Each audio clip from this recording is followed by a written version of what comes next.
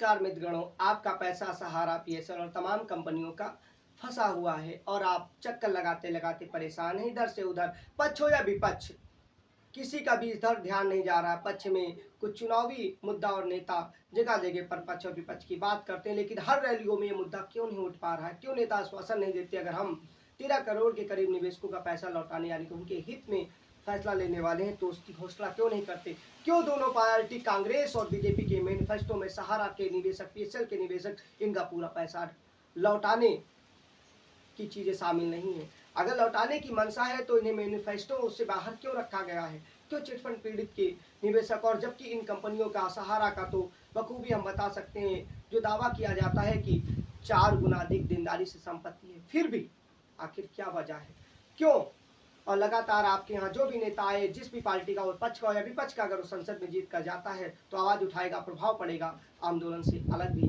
तो उससे पूछिएगा, जब आप सत्ता में थे, आपकी पार्टी थी, तब उन्होंने निवेशकों के लिए क्या किया? पोर्टल में आखिर, अगर बीजेपी कहती है पोर्टल हमने लॉन्च किया, तो पोर्टल में आखिर कितना और किसका हित हुआ?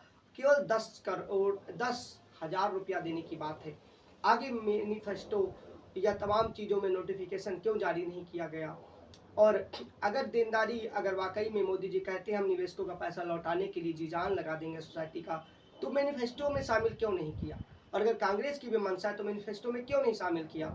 और गृह मंत्री अमित शाह भी कहते हैं कि हमारी सरकार वापस कराएगी। श्रीमान जी, वापस कराएगी तो उसको लिखकर भी दिया जा सकता था, वादा में ही मैनिफेस्टो की तमाम चीज़ों में। ठीक है, जब जागो तब सवेरा, कम से कम अब तो शामिल करें और अन्य रैलियों से ऐलान के साथ स्पष्ट लोगों को बताएं, क्योंकि अब तो चुनाव है, इस बीच कुछ नहीं हो सकता। लेकिन जब जो भी सरकार आएगी वो सहारा के निवेशकों के हित को देखते हुए आखिर क्या करेगी, हम पूछते हैं। और आप भी पूछिए, जब आवाज़ सशक्त होगी तो चीज़ें स्पष्ट होंगी और आपका पैसा भी मिलने का रास्ता साफ होगा। आपके पास केवल यही रास्ता है, क्योंकि चुनाव के बीच चीज़ें नहीं, आपको आंदोलन में, और साथ में ये आंदोलन का मतलब यहाँ पे हुआ चुनाव में बढ़ चढ़कर हिस्सा लेना है और आपको मतदान अवश्य करना है। बस अपने से ही जो आपका हित कर सके उस प्रत्याशी को चुनना है, आपको पार्टी को नहीं देखना है। जो इससे लगता है कि आपकी आवाज़ उठाएगा, आपकी बातें वहाँ तक पहुँचाएगा और आपका पैसा मिलेगा, चीज़ें मिलेंगे, वो किसी भी पार्टी का हो सकता है। किसी पार्टी एक की ज़रूरत नहीं है, क्योंकि पार्टियाँ बहुत सी हैं और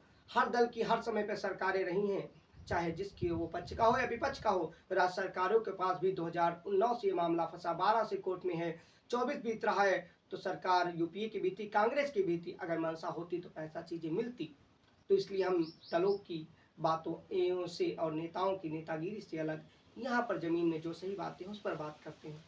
आखिर अगर इनकी मंशा है तो मैनिफेस्टो में क्यों नहीं? और लोकतंत्र के चारों स्तंभ, विधायिका, कार्यपालिका, न्यायपालिका और मीडिया, इस मुद्दे पर क्यों खामोश है? क्या टीआरपी और व्यू नहीं देता तो इस मुद्दे को उठाया नहीं जाएगा? बाकी नोटिफिकेशन और तमाम चीज़ें, सहारा के अपडेट को लेकर हम विशाल की रिपोर्ट में आते रहेंगे और आपको बताते रहेंगे। आपको अपने मुद्दे के प्रति जागरूक रहना होगा, तभी चीज़ें मिलेंगी।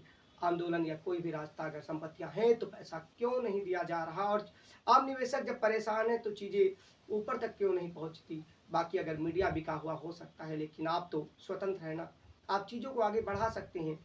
अगर चुनाव आयोग, विधायिका, कार्यपालिका, न्यायपालिका अफसर जो भी सुन रहे हैं, इन लोगों की या हम लोगों की 13 करोड़ के करीब जो निवेशक हैं, उनकी समस्याओं पर गौर करिए। उनका अपना पैसा जमा मांग रहे हैं, आपसे कोई भीख नहीं मांग रहा है, आपसे कोई ये नहीं कह रहा कि आप माफ़ कर दीजिए। जो पैसा जमा है, जो पैसा जमा किया गया था, उससे जो संपत्तियां खरीदी गई उन्हें जब्त करिए या जो भी करिए। और जो अभी 24,912 करोड़ करीब सेबी के पास है, उसी में से कम जो डूब गया है, उनमें से जो थोड़ी बहुत दिक्कत आ रही है, थोड़ा सही मिलेगा तो थोड़ी राहत मिलेगी। कितने लोग गुजर गए हैं, कितने संकट में हैं और कितनों की स्थिति खराब है।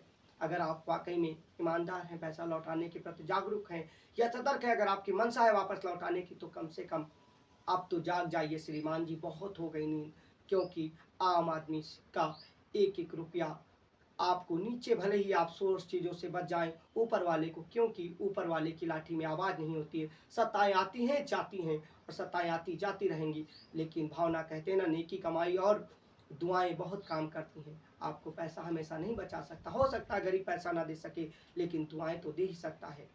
तमाम इलेक्टोरल बांड और दुनियादारी पे हम सहारा के मुद्दे पर बात नहीं करना चाहते, लेकिन बहुत सी अंदर की बातें हैं। अगर धीरे धीरे ज़रूरत पड़ी उन मुद्दों को भी खोलने की ज़रूरत, धागे खोले जाएंगे, फिर चीज़ें लगेंगी, कम से कम पैसा लौटा दीजिए। अभी भी समय है, आप आगे शेयर करिए, लोगों को जागरूक करिए।